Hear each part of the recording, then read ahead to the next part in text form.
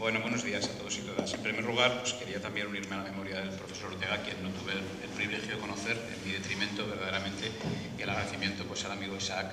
Y además, para mí hay una singularidad espaciotemporal muy clara, porque estoy con don Carlos Galán, que fue mi primer jefe, el que me introdujo en el mundo de la firma electrónica, cuando yo era un pipiolo con bermudas que acudía a su oficina de Madrid en el año 97, pues de lo cual nunca le voy a estar suficientemente agradecido.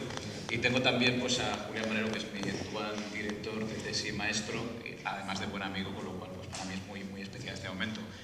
Eso no va a impedir que torture a la asistencia con mis ideas un poco absurdas sobre la cuestión que he venido a tratar, que claro, solo es una parte del inmenso pues, abanico de posibilidades que Julián pues, acaba de abrir, y que voy a centrar en la identidad.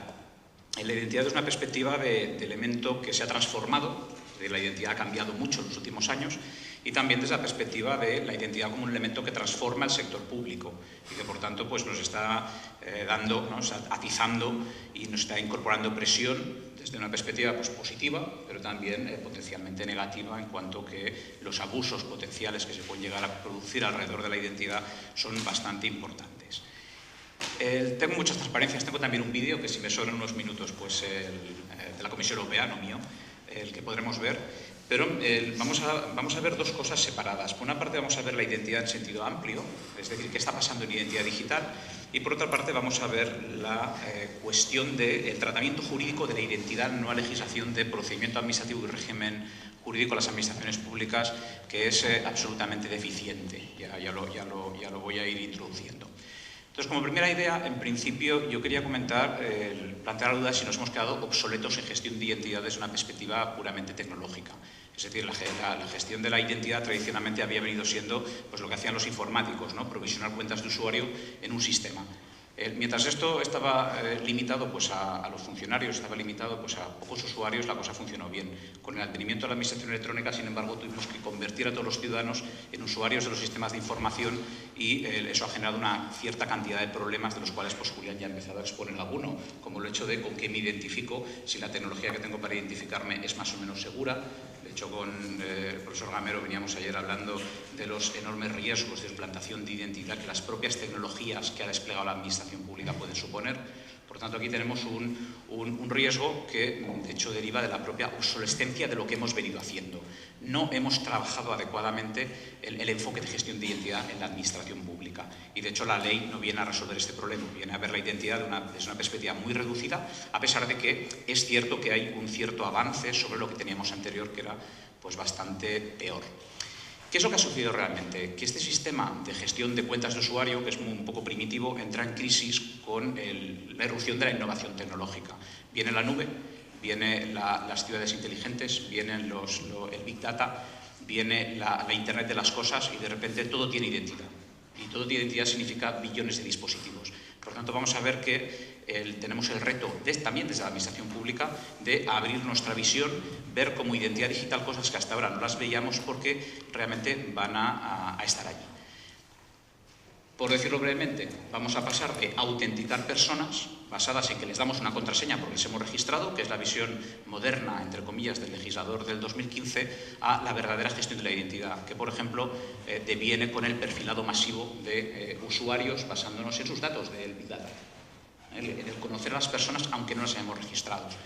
Eso es importante, diré bastantes cosas. Y luego, desde luego, claro, la administración pública, en tanto en cuanto depende para la colección de información, para el ejercicio de sus potestades, de una enorme cantidad de dispositivos nuevos, que también Julián ha indicado que no sabemos muy bien en manos de quién están, pues nos vamos a encontrar otro reto importante, que es: ¿estamos seguros de que nos podemos fiar de esa información que colectan nuestros sensores y nuestros dispositivos para poder ejercer nuestras potestades? Son dos preguntas que, lógicamente, plantean una cierta inquietud. Desde una perspectiva económica, del análisis económico, incluso del derecho, la identidad se ha trabajado desde múltiples perspectivas, y es interesante referenciarlas, porque hoy solo vamos a ver la última. De hecho, en el modelo clásico la identidad siempre se ha visto como un coste. Es decir, oiga, mire, yo tengo que gastarme dinero en provisionar identidades para los ciudadanos, por ejemplo, porque de esta forma podrán tramitar. De hecho, la propia memoria de análisis del impacto normativo de la legislación nueva todavía utiliza este método como para cuantificar los ahorros económicos que tendremos cambiando el sistema del certificado digital, que nos cuesta mucho dinero en quejas, por un sistema aparentemente más eficiente, aunque ya veremos si más seguro. Por lo tanto, hay un análisis economicista de esto es un coste. Este es un tema pues, bien conocido, no entrar en él. También hay otro que ve la identidad como un bien de consumo o como un activo de capital. Un bien de consumo significa cuando le damos a Facebook nuestra privacidad a cambio de un servicio, cuando se lo damos a Google. Este es un análisis también interesante para las políticas públicas de privacidad, no tanto para lo que nos interesa hoy. Hoy lo que nos interesa es la consideración un poco más moderna y muy interesante, en mi opinión, de la identidad como bien social, como un bien público que enfatiza el valor de esta identidad como una palanca de cambio para la sociedad y para la transformación de la sociedad. Aquí podríamos ver, por ejemplo, la irrupción de la reglamentación europea sobre identificación electrónica, no solo para la administración electrónica, sino también para que la banca la utilice. La identificación electrónica en el imaginario europeo es una palanca de transformación digital de la sociedad y está pensada para que, insisto, también la utilice el sector privado. Ese bien social es un bien público, va a ir asociado a una prerrogativa nacional y si lo vemos de esta forma vamos a entender bien la regulación. Por tanto, 4 líneas o 4 factores principales de transformación del concepto de identidad que la Administración está asumiendo de forma natural con independencia de lo que diga la regulación. La regulación solo mirará una de estas líneas, pero las 3 otras líneas realmente están plenamente en la práctica administrativa del día a día, como ayer quedó clarísimo con la exposición de Mario. Y yo voy rápidamente a ver algunas cuestiones. Entiendo que las presentaciones podrán estar a disposición del público, con lo cual yo pongo siempre mucho texto, no hay que agobiarse, es para luego leerlo.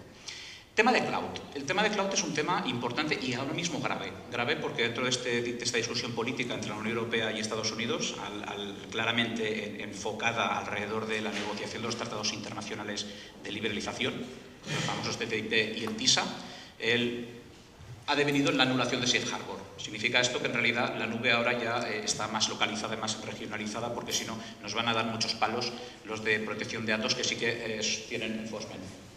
Luego realmente nos impacta la administración. Aquí podemos hablar sobre si el esquema de seguridad, el esquema de interoperabilidad, pero en fin, las autoridades de protección de datos ejercen, y sobre todo con las administraciones pequeñas, ejercen con dureza y generan terror.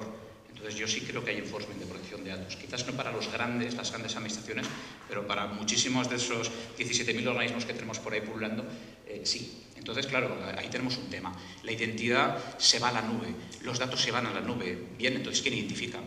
¿Qué pasa cuando viene un señor y se trae su propia identidad porque se trae su propio dispositivo móvil y resulta que su identidad la tiene Apple?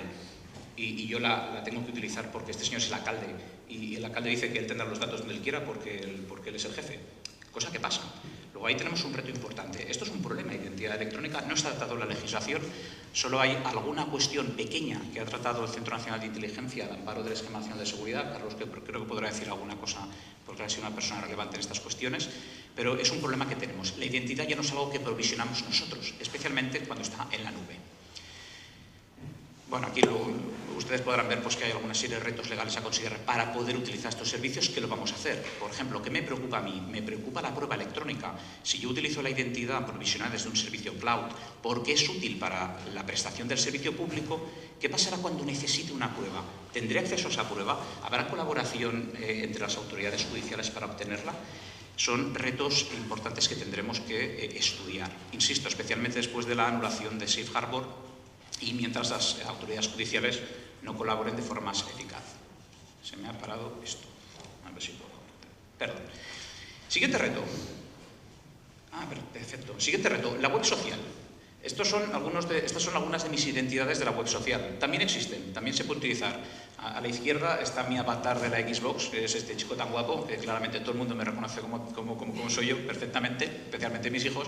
El de en medio también soy yo, pero en Twitter, porque es algo que representa muy bien el tipo de comentarios que hago yo por Twitter. También todo el mundo me conoce, me atribuye esta identidad, que no me conoce, lógicamente no. Y al lado tenemos una que es un poquito más seria, que es la identidad de LinkedIn.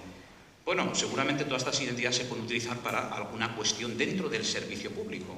Seguramente en el ámbito del Open Government, ¿no?, la escucha activa se puede hacer con cuentas de Twitter. La identidad no tiene por qué ser algo tan riguroso, tan estricto, tan formalizado como vemos a veces en la legislación.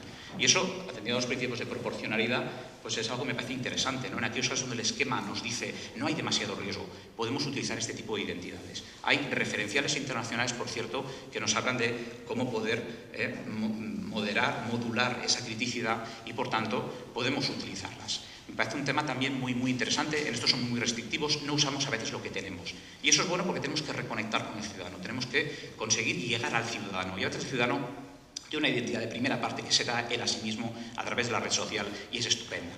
Eso sí, no lo utilicemos para cosas que puedan lesionar sus derechos, hagamos un análisis de riesgos, que para eso tenemos un marco reglamentario que está en el esquema de seguridad, que es bastante útil.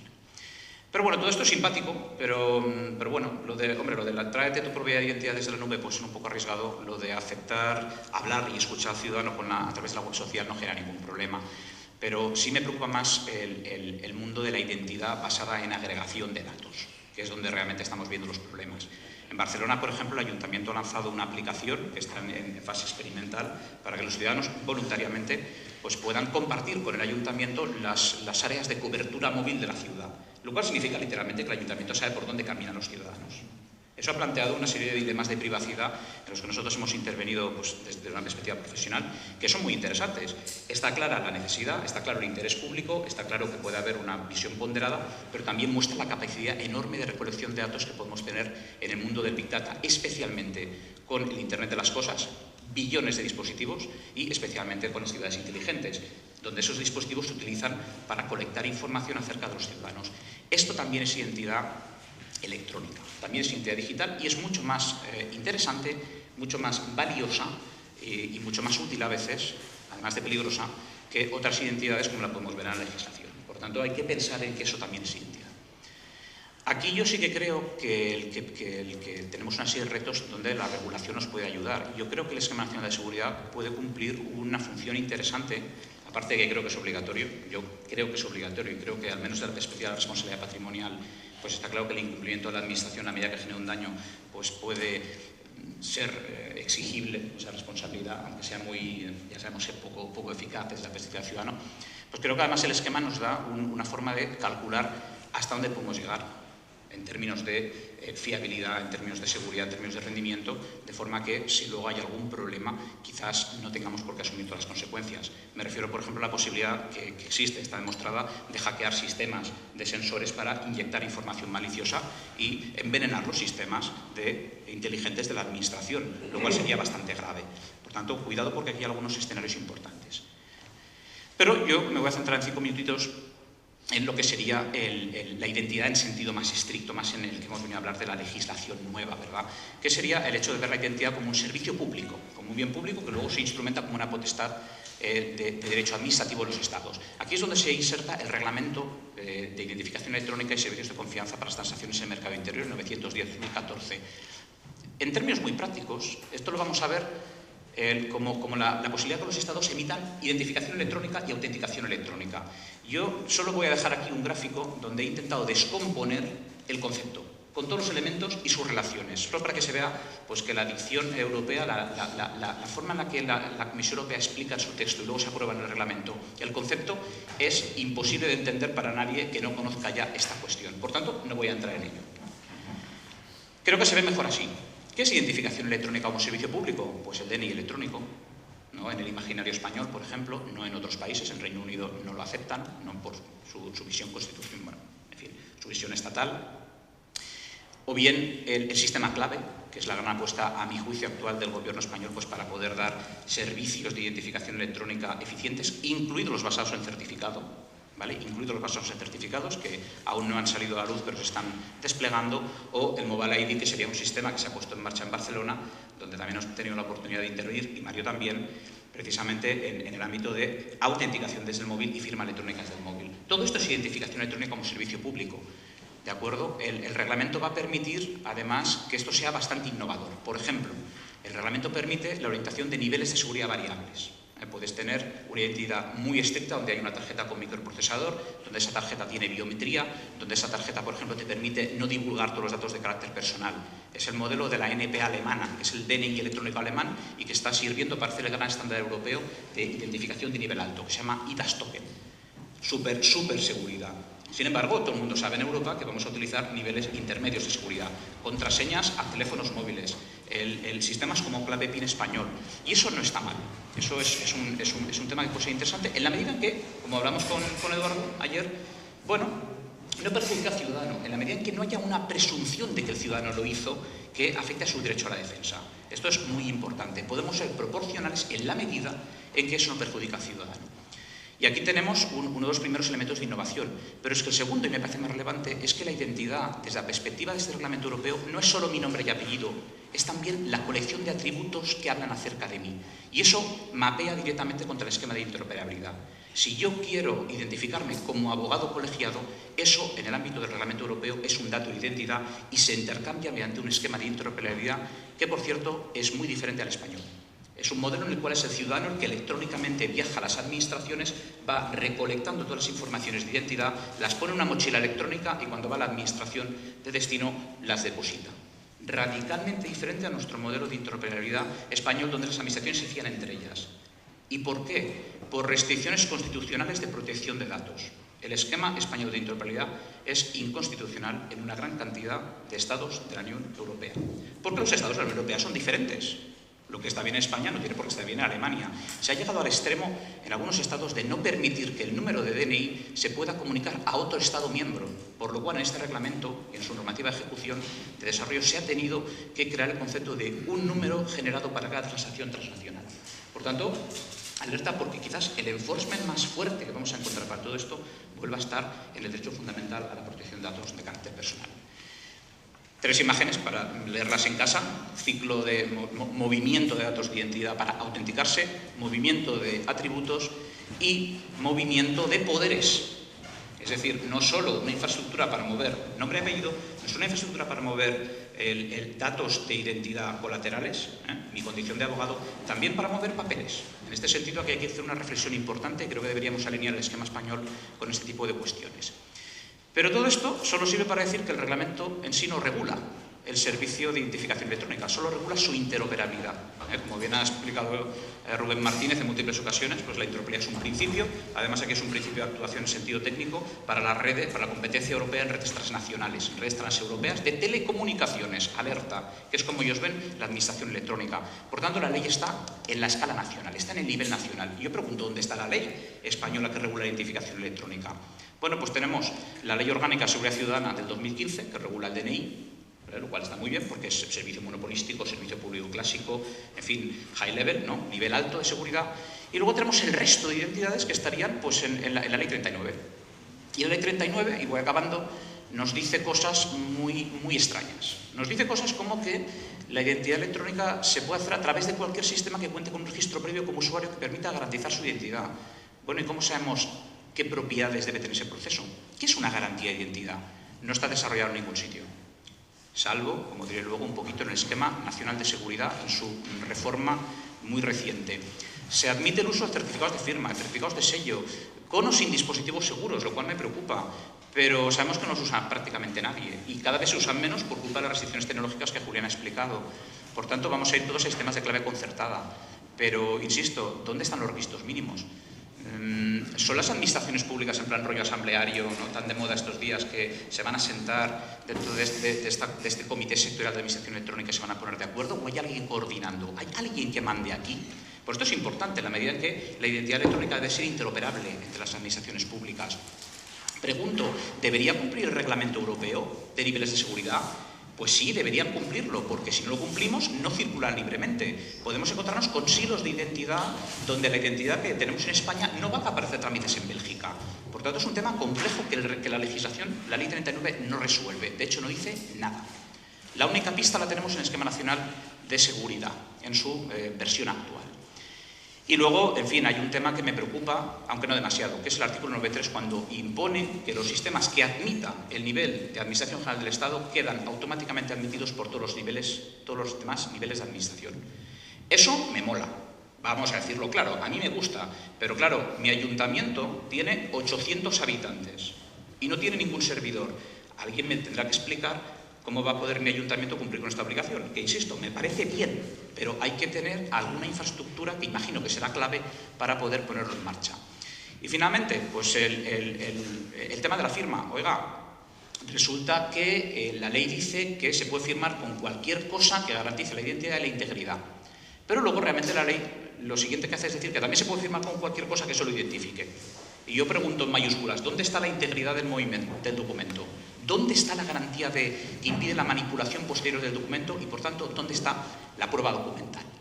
Importante, sobre todo porque si restringimos la firma solo a algunos tipos documentales concretos, resulta que casi todo lo hacemos sin firmar.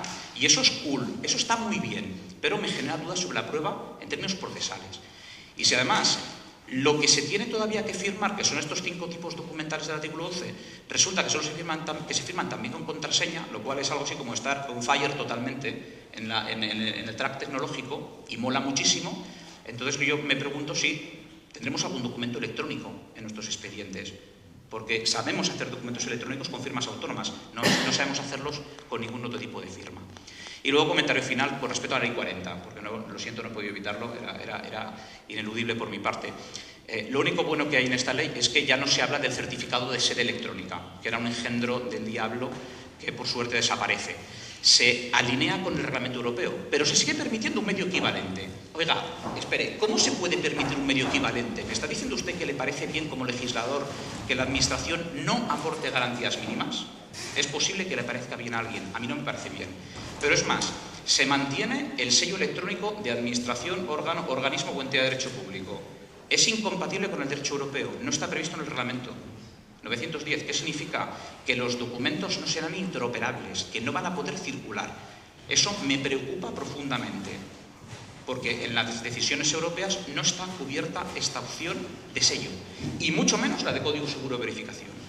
Por tanto, alerta, porque vamos a tener 2 esquemas superpuestos. Las firmas hechas por los organismos españoles que tengan que ir fuera de España, si son con sello, son con código, no tienen por qué ser aceptadas por las demás autoridades.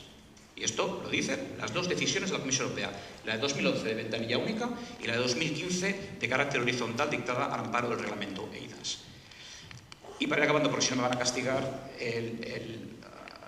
aquí, la última sería la joya de la corona, que es que con todo este engendro de disposiciones indefinidas e incompatibles con el marco reglamento europeo, que tampoco me gusta demasiado, pero bueno, al menos está definido, pues nos han puesto una modificación de la ley de firma electrónica para decir que todos estos sistemas tendrán plenos efectos jurídicos. Y yo diría, estando en la mancha, que cosas veredes. Y por mi parte eso es todo. Muchas gracias.